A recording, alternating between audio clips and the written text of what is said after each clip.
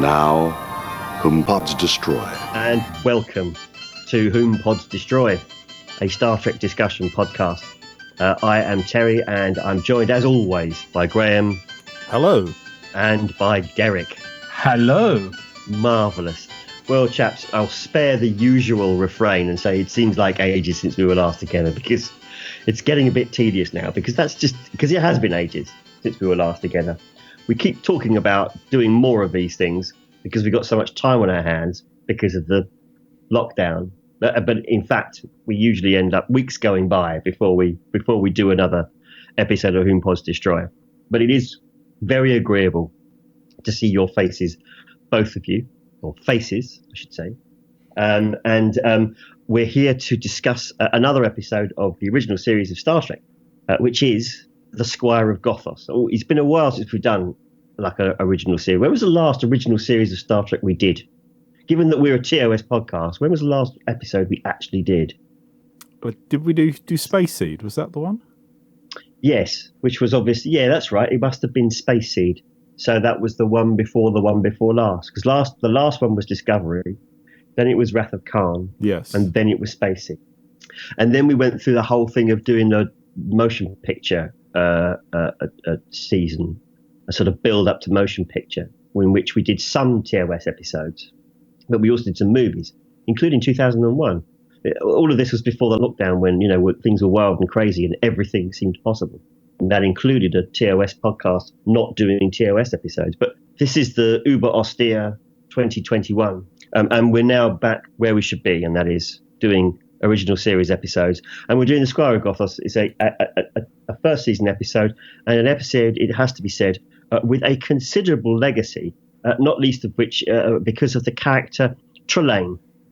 Graham, tell us a little bit about the legacy of Trelane, because it should be obvious, or articulate, if you will, the legacy of Trelane for the benefit of ourselves and our listeners. Well, apart from being one of the best guest stars of the original series, I would say that one of the leftovers of the character was to provide inspiration for further characters in the next generation to provide Q. That's what immediately springs to mind in a lot of fans. But I think that does kind of lessen what the episode actually is. The episode starts as the germ of the idea of the episode is meant to be anti-war, and you end up with this character who is a very powerful childlike character. It's very much a trope from the 50s and 60s television, a lot of Twilight Zone stuff. This could easily be a Twilight Zone episode in many ways. But you end up with this character, Trelane, a very, very powerful but innocent is the right word, or childlike innocence in his actions, and but also has very, very much the spitefulness of a child as well. He's a character I think you can see not just in Q, but in a lot of Star Trek characters that have gone on in the rest of the original series and throughout the franchise up to today, and of course played wonderfully by William Campbell, and I think he is someone who guest actors have looked on and used as a benchmark in their roles, and you can certainly see that even recurring characters in series like Deep Space Nine. I think in someone like Garak, you can almost see that role as someone you're allowed to be a bit more over the top, a bit more stage, and I think that's what the wonderful thing about this episode is its lovely stage work. Yes, indeed, Derek. The stage work on this is beautiful to see. The thing that strikes me about it is there was an opportunity to broaden the scope of this episode a little bit more.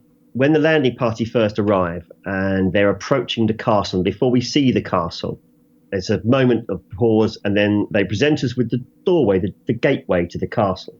But we don't obviously see the whole castle. We only see that section of it. as though it were, to me, a set. If you were sitting in a theatre, that's how you would see a castle portrayed, wouldn't you? And they missed the opportunity, or did they, to drop in an Albert Whitlock matte painting from the cage, of the castle from the cage, to maybe give the episode some scale and some grandeur, and to say, look, it's a big castle, it's really there. But they didn't do that. It might well be that they just simply forgot that they had this matte painting. But I would like to think actually that there was a deliberate creative decision to say, no, we're going to make this feel a lot more theatrical in appearance, more like a stage play. And so we're not going to have that. We're going to reduce the confines, the scope of this episode visually. What do you think of that opinion? Well, actually, yeah. I mean, the whole thing is very theatrical, but I didn't have a problem with them going to the castle and not seeing everything, because for me, it had already been put forward that the whole planet is habitable, and this seemed to me to be like a pocket area. This is the magical little spot, so you didn't see everything else out there because it was a wilderness, of gases and stuff like this. And I just thought, if anything, the castle keep doors act as the entrance to a stage, like a stage entrance, pulled into it, and then you go into the next part of the act, and you can, and then they start basically doing all the acting chops, and it was a very much a theatrical thing. The other thing that I found straight away, it felt like I was just referencing the old Batman TV series, because with Batman, you had guest stars who were given the chance to basically just overact, and and it felt like that as well. Also, it felt like there was Liberace was there, because the first time you see Trelane, he's playing his harpsichord, and he does a great Liberace impression, with even looking back at the camera over his shoulder. It's really up there, like really camping it up. But it brings you in because there's a lot of joy in it. There is a lot of joy in there, but also that you are there with the team that's actually beamed down there. You're with the away team, and you're finding this new adventure here. All this, what the hell's happening here? But you really get into it. But the Trelane character brings an immediate joy into it, even though it obviously is a dangerous situation. Graham, did you find it joyful, the introduction of Trelane, or did you? Because my reaction, and this is probably, again, I'm doing my best to pretend that I've seen this for the first time, when in fact it's about the 50th time that I've seen it. But my overriding feeling about that is the deliberate jarring of what is essentially a kind of very sincere, authentic Gothic horror experience. The imposing castle doors. Salt vampires aren't usually associated with the Gothic horror experience, but the sort of like macabre decor on the walls, the two figures, Kirk and Sulu, frozen in aspect, all very sinister. And with really powerful Gothic horror imageries, but then you get that kind of almost like a kind of Phantom of the Opera kind of thing that hit you with Trelane. But now, of course, I can't get Liberace out of my head. But do you think that worked? Certainly, but I think going against what you said to start off this, when you said about the matte painting and seeing the outside of the castle, I think giving it that whole stage feel, like you were watching a stage performance, adds to the whole fakeness of Trelane's setup, and I like that. I do perhaps wish it had been in a bigger room, in a larger area, but obviously they've got the constrictions of studio size there. But my God, they do fill up that set, don't they? They have raided the Paramount prop department, haven't they? And they just chucked everything they possibly can in there, and to great effect. Obviously, this is an episode they could have made dirt cheap, absolute dirt cheap in the middle of season 1. So for them to come out with such a good episode out of this for basically nothing, the price of a guest star really, is brilliant. And I think that the whole feel, the whole Gothic feel is just right, because it hasn't got to be authentic as far as the story is concerned. The whole thing about it is that it's all style and no substance, and that's what really comes across. And you're always being fed that all the way through it. The fire without any heat, the brandy with no taste, and everything about it has that feeling. It's like it's almost they're almost parodying themselves by saying that, well, we present this sort of stuff to you every week, and it's not real. It's just fake. Look, it's polystyrene. It's, look, if these walls shake if you touch them. So there is that almost little feeling that they're almost playing with you a bit. They're almost sort of bringing you in on the act. Yeah, you wouldn't have been surprised if actually at the end of the episode it just would have ended with just sort of like William Shatner just doing a big clap to snap the audience out of the illusion and bring everybody back to reality. Let's just celebrate a little bit further Bill Campbell's performance, because it is there's so much that makes this episode. But his performance is among the finest guest star performances of any Star Trek episode, and certainly of the original series. It is a virtuoso performance, and it's one of those episodes in which the guest star really is the actual star. For one thing, you can certainly tell on rewatching the bits of the dialogue and the bits of the acting where he is behaving like a child, although the audience is some way behind yet, and we're not quite figuring that out. But the tells are definitely in there. A discerning audience member may be watching this and thinking, well, there is something about this character that isn't quite right. But also the fact that he's able to switch, Derek, from being jolly and fun and full of sallies of wit, and then to suddenly becoming very sinister, just like the change of pitch, the change of tone, change of expression. Absolutely, it's a shame. It's a shame that it's just an episode of a TV series, because it was a virtuoso performance. I think, any actor should look back on that and would think that if it had been them, they would consider it to be one of the great roles of their career, I'd have thought. Yeah, it was pure vaudeville as well. And the other thing that, as Graham was going on about, it reminded me, it's also Roger Corman is what this is. The whole thing, the set, the sets, and then just letting the actors go loose like a Vincent Price, and the audience just lapping it up. I really thoroughly enjoyed this, and I'm glad that I'm sure that William Campbell, he obviously was throwing everything into it. Was this the first time he appeared on Star Trek? Yes, certainly. Yes, he Trouble with Triples is in as Koloth in the second season.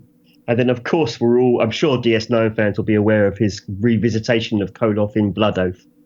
Well, if you count, I think he might just do the voiceover for Koloth in the animated series. I think he does, actually, yes. Yeah, I think he did. We would look it up, but we're just not that kind of podcast. No, we're not that good. That's becoming a nice catchphrase now, Terry.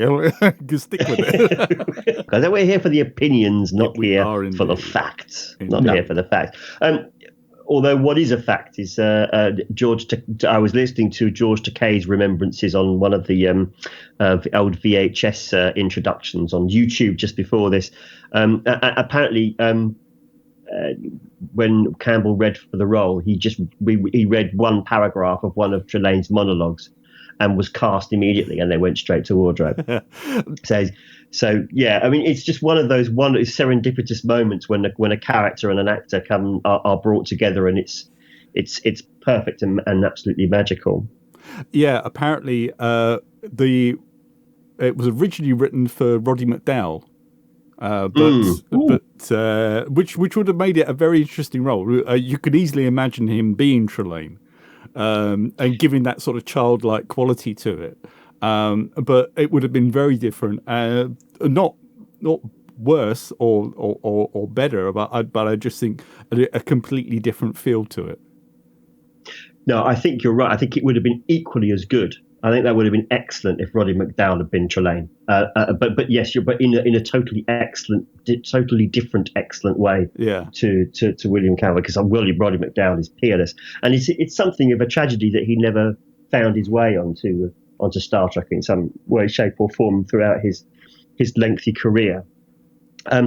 I could say, sorry, I was just going to say, Please. I'd say that having William Campbell in here, he definitely is more of a template for Q later on in the Next Generation than if Roddy McDowall did it, I would say, because he's got that overtly sort of like playboy, sort of like thespian sort of part to it.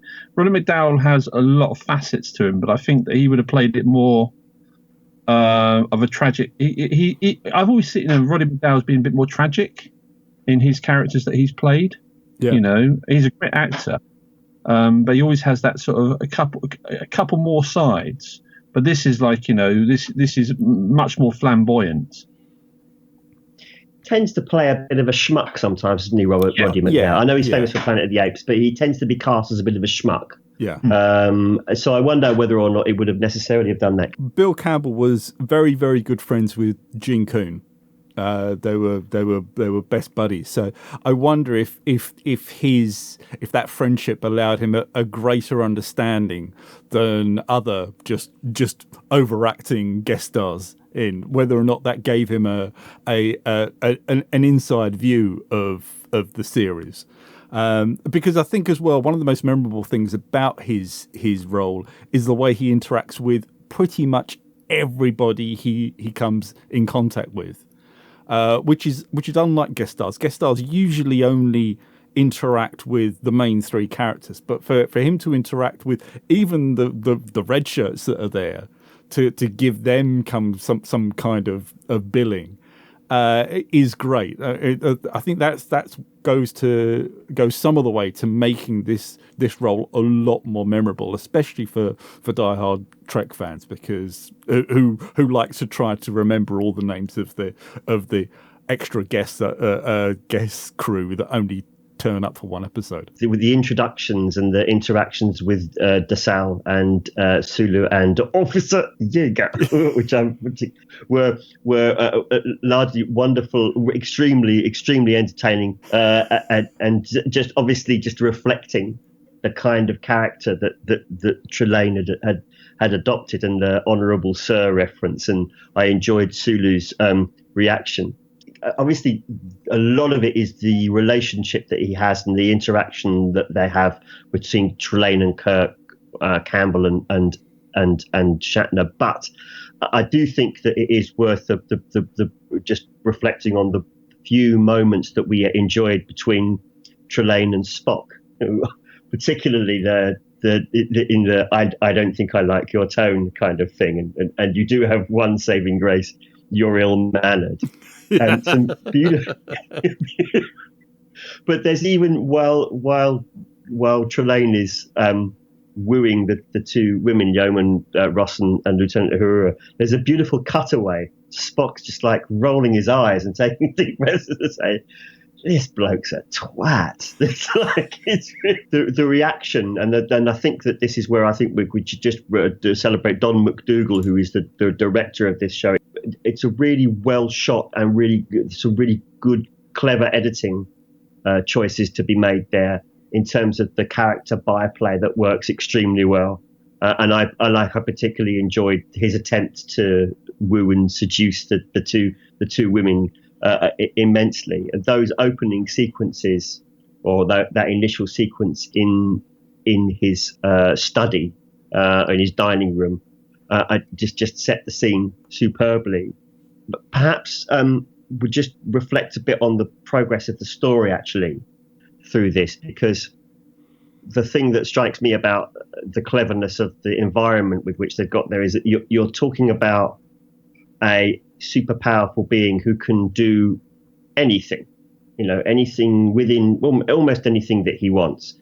And in order to be able to get away with authentically portraying that on a very, very low budget TV show, I wonder if what the added genius of the reason why they did it on a soundstage was to limit the scope of the story, to make it much, much easier to convey the level of power. If you look at the first season's concerned, the episode with the most parallels with this one is Charlie X, where you've got a very powerful being who's also behaves like a child, but it's handled completely differently. And again, there because of the purpose of story, but also because it makes quite a good story, he attaches himself to Kirk as well in a certain respect, or tries to play off him, or there is some connection there.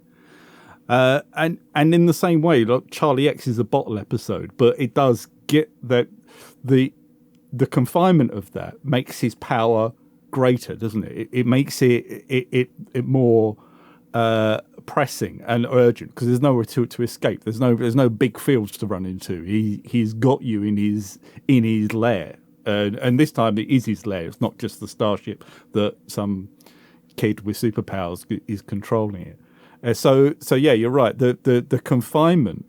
This is something we often go back to, isn't it? It's when Star Trek's at its best, when it's working with its limitations, not fighting them. And in this episode, it is working with its limitations perfectly, and hence it works so well. But when it needs to broaden the scope of the story, when they escape for the second time. And I do love the back and forth, on the bridge, off the bridge, sort of like feel to this episode. But of course, we're then in a very, very effective way and a very, very cheap way able to discover just how powerful Trelane is, because he can literally move worlds. You mentioned Charlie X, but this one, he is a godlike character in this, godlike power, alien entity. And usually in a lot of episodes, we've seen situations where they can actually defeat it, because you can't. The Trelane isn't defeated in this at all. There's no defeat at all, except for right at the end, when he gets his scolding. But if he wanted to continue on, he would have destroyed everyone. There was no way the Enterprise could have actually defeated them, except Kirk or Spock trying to outwit him. But they didn't in this episode. There's no outwitting at all in this episode, even though Kirk did stand up for himself in the trial part, which is reflected later on in the Next Generation episode, Encounter of Farpoint. Which is, you can see that's been taken from there. And of course, Encounter of Farpoint also takes the situation when the Enterprise is being chased. This time you're being chased by a planet which is going all over the place and stopping the Enterprise escape, while in Encounter of Farpoint, Q is chasing the Enterprise with his sphere type thing. I can't remember what it was. It was quite a while back ago since I've seen it. But sorry, the point I'm trying to make is that this is one of the templates to the godlike characters in the Star Trek universe. It really lays down the foundations for the Star Trek verse that has continued on through all of the series that we've had afterwards. And it's a smasher of an episode for that, because it doesn't really step out of place too many, at all, really, I think, actually. It's a much better episode than Encounter of Farpoint, given the technical and financial constraints. It's a technically superior episode because it makes much better use of the resources that it has available to have a very evenly toned story that runs through it. Because Graham, we go from moving planets around to the next scene. In which we're in this incredibly confined, very small courtroom, which beautifully lit, it has to be said, by the director of photographer Jerry Finneman, between these two protagonists, and this is where the climax of the episode comes about. And it's extremely artful that they're able to juggle these concepts the way that they do, and make it absolutely work and make complete sense. Oh, perfectly. And the use of the shadow of the noose rather than the noose itself. Yes, perfect. Absolutely. And that's exactly what you'd expect to see if you were to see a stage play. Any stage director worth his salt would have done it exactly the same way, and really does pivot the whole episode around there, where you've got this where the first half is on this set that's just got so much stuff crammed in it, and then you've got this scene where it's just pared down to the bare minimum. It reminds me a lot of the stuff you'd go on to see in season 3, in that respect, where they were really paring down sets. But to see this in the first series, when it's done really well. And it's no accident. Spectre of the Gun, I think, is a brilliant example of what you do when you've got absolutely no money left and you're trying to put together some kind of set, put together a Western set. And it's perfect, but it is kind of by accident. Just moving on to the actual denouement, then, the final. I think the final chase sequence at the end is fairly limited, in fairness, and probably ticks the box to say, well, you have to have a bit of action and a bit of fighting in it. Yeah. But I think that it's just dawning on Kirk. I think just at the point where he's being, held, where Trelane is about to run him through, about to kill him after the chase, and it's just dawning on Kirk at that point and thinking, this is some kind of child, isn't he? And he's just beginning, perhaps, to realize.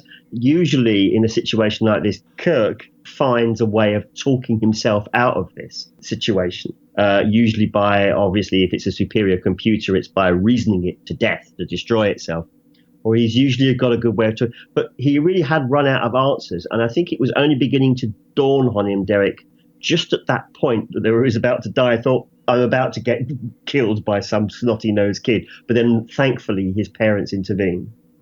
Yeah, I also think that is probably Kirk. This is one of those episodes where Kirk is being the martyr, the sacrificing himself completely for the ship, and it probably does occur to him in the end, it's a bit pointless.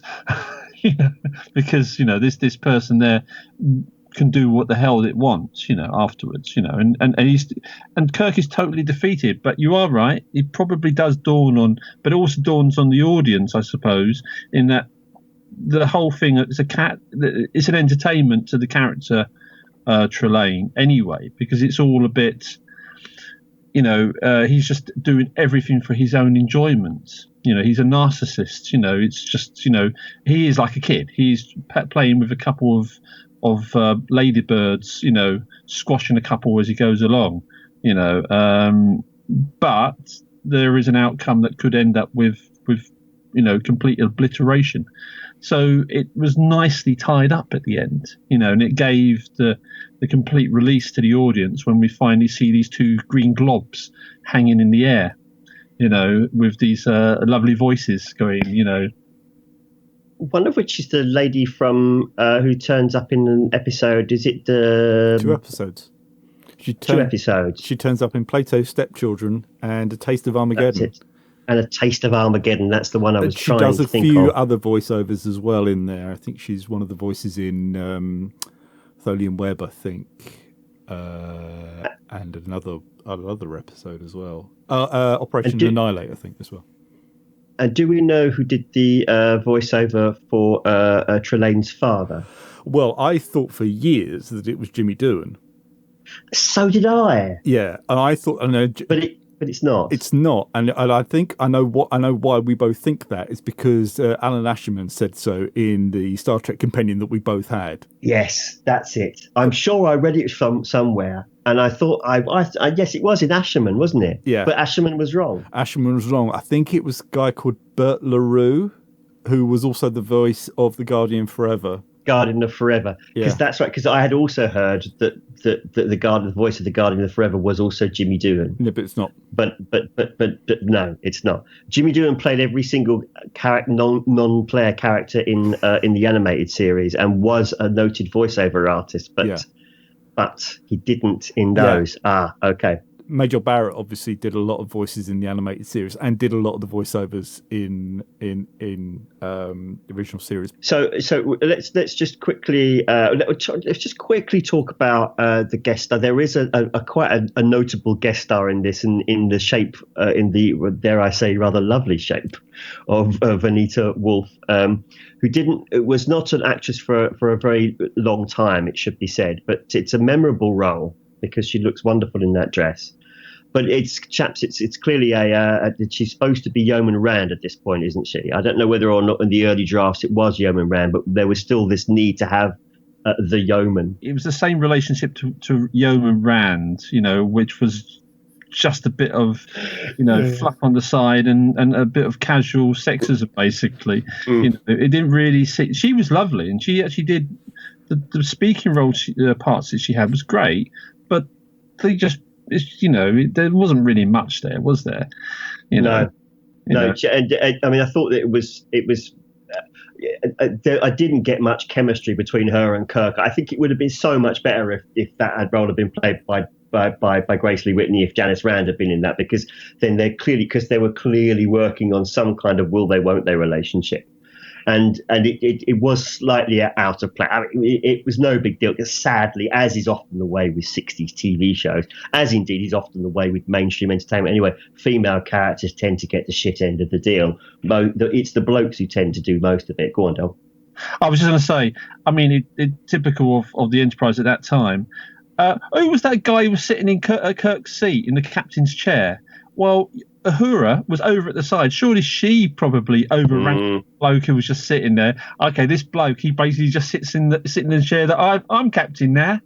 It was a bit. It was Mr. Kyle, wasn't it? Oh, was it Kyle? Was it?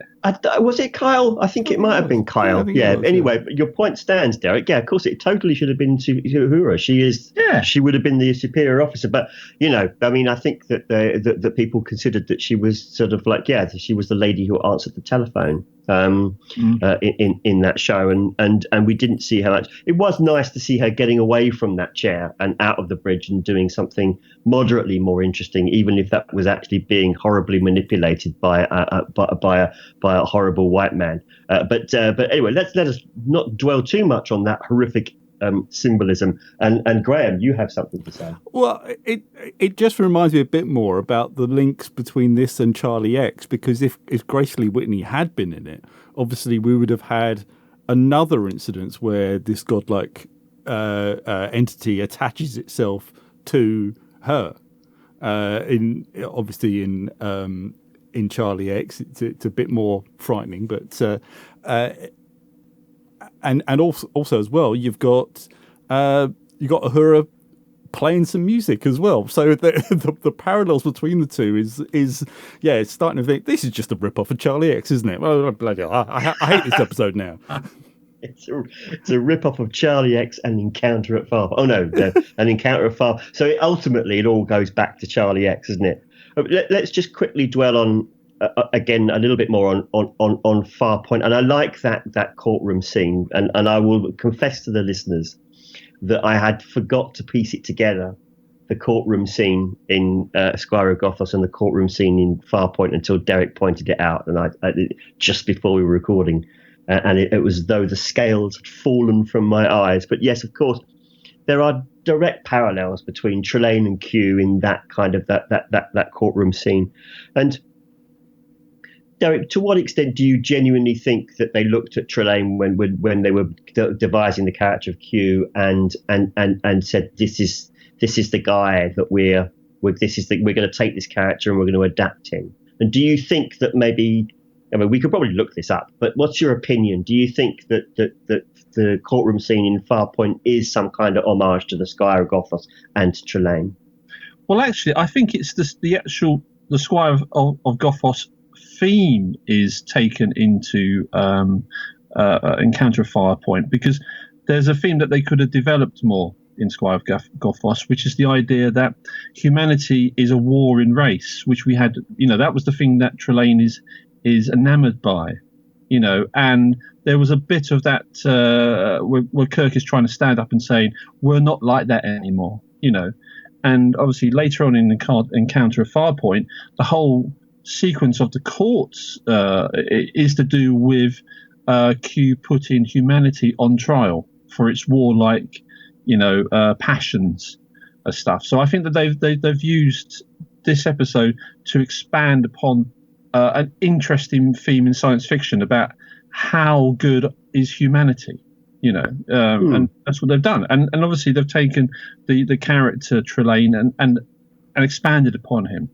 And as you can see, like later on, when Trelane's been retrofitted into the Q continuum, in various different forms. Yeah, inside canon. Inside canon, not in actual canon. Yeah, no, he's not canonically. He's not Q. No, I mean Peter David wrote a whole book about him being a Q, and Peter David is one of the more celebrated. Right, he's a fantastic writer and an excellent Star Trek novelist, but it's still side canon.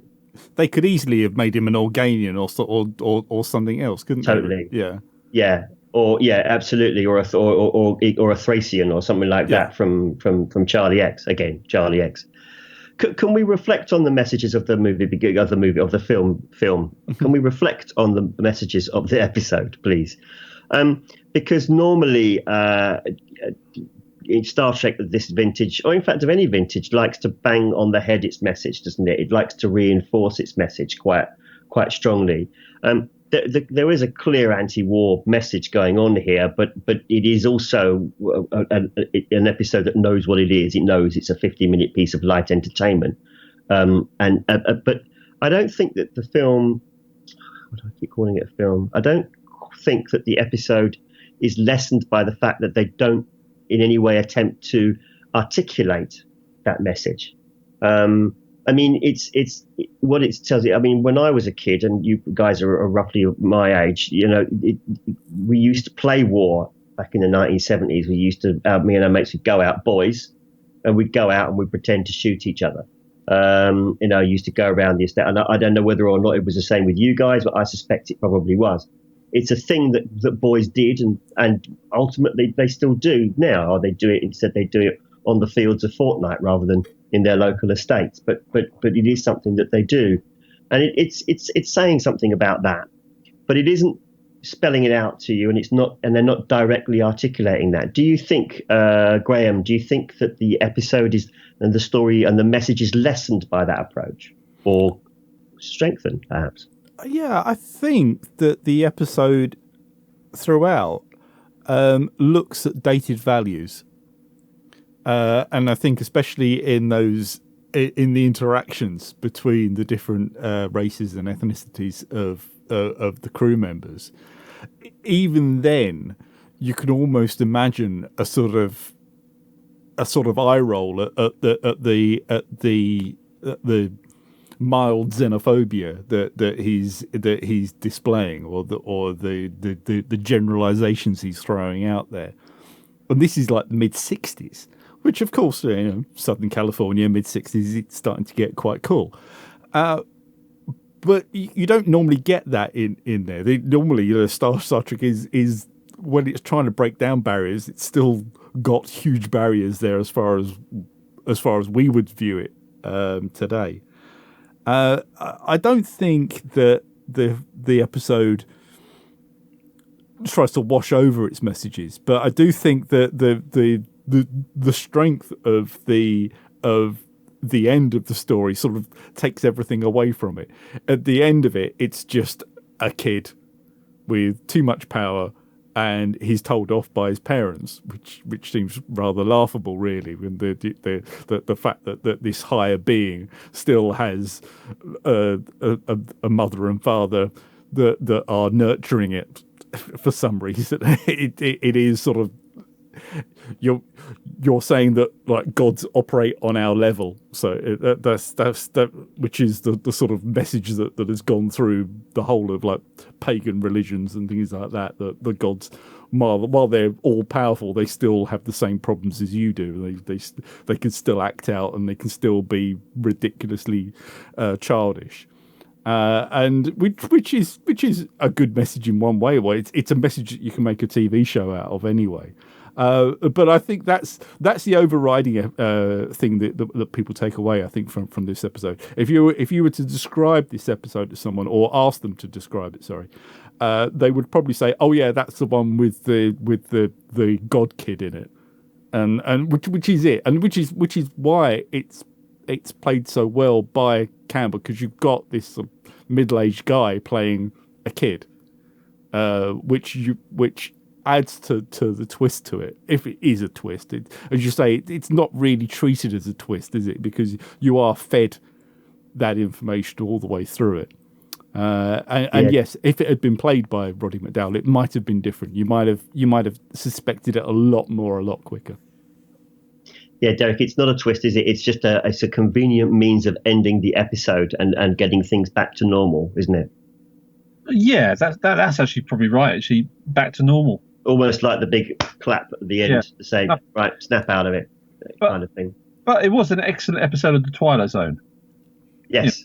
You know, and you guys have always mentioned how Star Trek, the original series, is its best when it's an anthology series, when it's actually doing really good one-off stories that you move away from, and next week you get something even better. But it was great. It's good. But you're right. It's gone back to square one. No one died in this episode. No red shirts.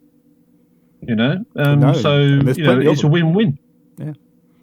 Yeah, it could easily have never happened. Is the whole thing about it, and it's like our own little ghost story, and it's the absolute. You're right, Derek. It's Star Trek at its finest, in my opinion, is when they tell these kind of anthology type stories. Although I do enjoy the serialization of later series, I do very much enjoy it. But for me, its biggest strength is when they can just sort of like press the reset button.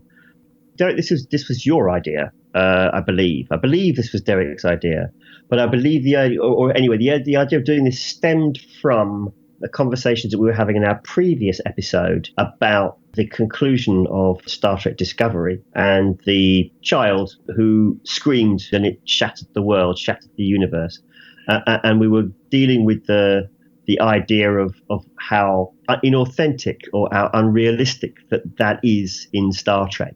And yet it's not. It goes all the way back to this episode, and indeed it goes further to Charlie X, doesn't it?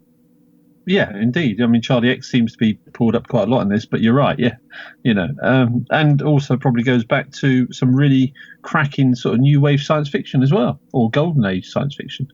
It's the idea about sort of godlike, but childlike intellects. Is always been in science fiction. And emotions shaping events and shaping material, which I think is a very, very cool new wave style science fiction concept. Probably not even new wave. It's a very, very good and actually probably quite a hard science fiction concept, I would say. So this is a proper story, I would suggest. Proper story, proper episode of Star Trek. Definitely one of the greats, and not a hidden gem by any means, because it's widely celebrated as well and recognised as such. Okay. Why don't we knock it on the head then, chaps? I would say that at this point we were going to go down the road and go and watch some football, but those still a few weeks off that. So we'll have some beer instead and discuss, Star Trek perhaps, or maybe football. Perhaps there's a football on the television. Thank you very much indeed for listening to this episode of Whom Pods Destroy. If you enjoyed the episode, and you're a regular listener, why don't you either subscribe via a podcatcher, or if you just don't take trains anymore and don't need a podcatcher anymore, then just make a note of our podcast and remember to check back every now and then. If you remember how to do it, please do leave a 5-star rating and a nice review on I don't know, what is it now? Apple Podcasts or Spotify or Amazon, because we're on Amazon now. Anywhere where they say, would you like to read a review, then do that, as long as it's a nice one. So thanks very much indeed. So until next time, I don't know what we're doing next time, chaps, but I think there was talk of doing court-martial as well. So why don't we agree to that then? Yeah. We'll do court-martial next, and we'll do that in a few weeks' time, he said. Until then, from myself, from Derek, and from Graham, it's goodbye. Goodbye. Goodbye.